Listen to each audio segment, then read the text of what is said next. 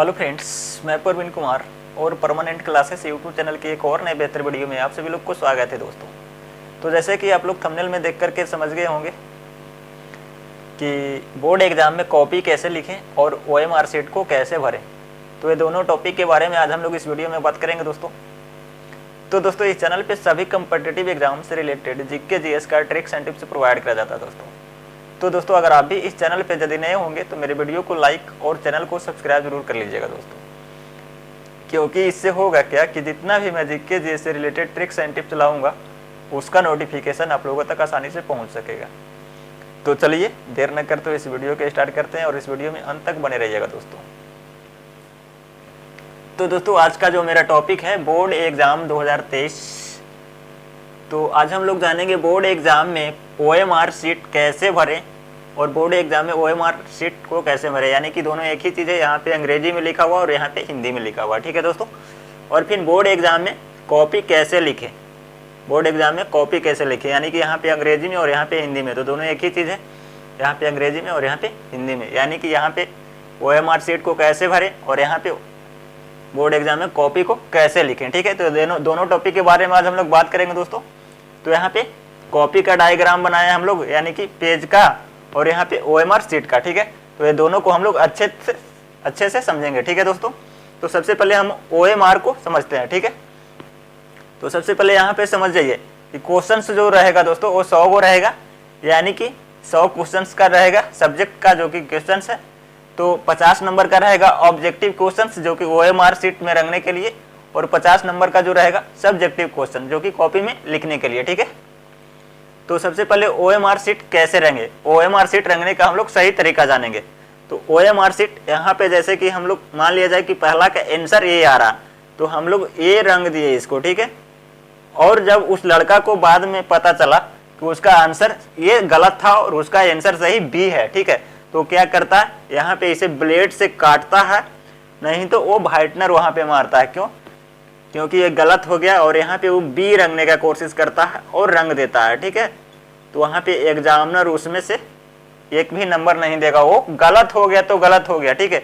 अब ये सुधरने वाला नहीं है, एक गलत हो गया तो गलत हो गया, चाहे कितने ब्लेड मारिए या तो व्हाइटनर मारिए, ठीक है। तो वहाँ पे उस तरह की गलती नहीं करना है। जब रंग आ गया तो उसमें नहीं ब्लेड मारना है और नहीं तो व्हाइटनर लगाना है, ठीक है। तो OMR शीट रंगने का सही तरीका हम लोग जानेंगे, ठीक है। तो यहाँ पे मान लीजिए का ई गोला हो गया, अब इसे हमें रंगना है। तो कितना बच्चे क्या करते हैं, ये गोला है तो यहाँ पे जल्दी जल्दी इस तरह से रंगना स्टार्ट करते हैं, इस तरह से रंगना स्टार्ट करते हैं। अब एने निकल गया, एने टेढ़ा हो गया, इस तरह से, मतलब वो देखने में बढ़िया नहीं लगता है। तो हम गोलाकार कैसे रंगे, ठीक है, मतलब गोल के बाहर नहीं जा, तो हमें कैसे रंगना है, जो सब सही तरीका जानेंगे हम लोग। तो यहाँ पे मान लीजिए कि ये गोला है, ठीक है। तो इसमें हम सबसे पहले ये गोला के अंदर कलम से इस तरह के गोला पार लेंगे, ठीक है। और इसको अंदर आस्ते आस्ते गोला के भीतर ही हम लोग इस तरह से आस्ते आस्ते रंगेंगे, क्योंकि गोला के बाहर ही नहीं जा सके, ठीक है। इस तरह से हम रंगेंगे तो देखने में अच्छा भी लगेगा और मतलब नहीं टेढ़ा होगा ना मेढ़ा होगा, ठीक है। तो OMR शीट कैसे रंगा जाता है, और यहाँ पे ये गलती ना करें कि ये वो गलत हो गया तो उसको काट करके ब्लेड से यानी तो व्हाइटनर मार करके हम दूसरा नहीं रंगेंगे। और हम रंगने का सही तरीका भी जान चुके हैं, यानी कि OMR शीट के बारे में हम लोग समझ चुके हैं।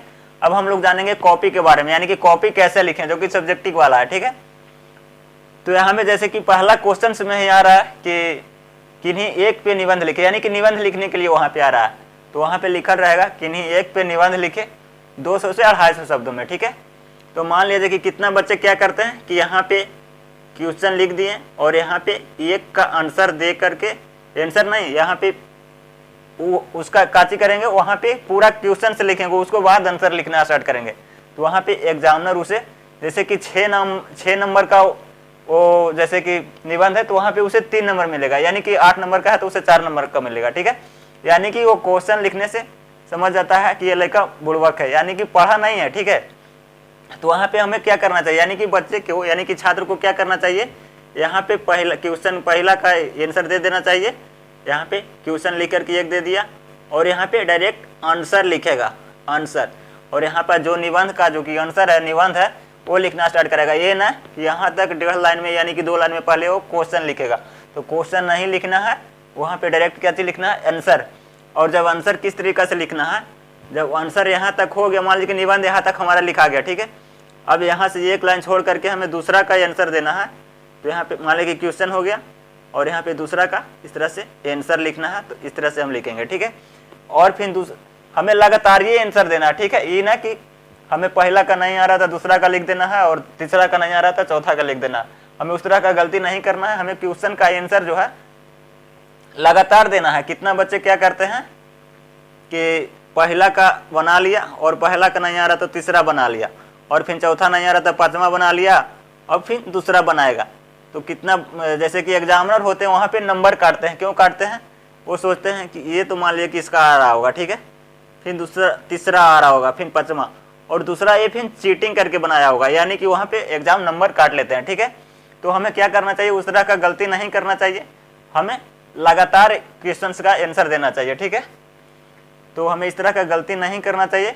हमें लगातार, मतलब यहाँ पे दूसरा हो गया तो फिर यहाँ पे तीसरा और फिर इसे चौथा पांचवा छठा इस तरह से हमें लिखना है, ठीक है।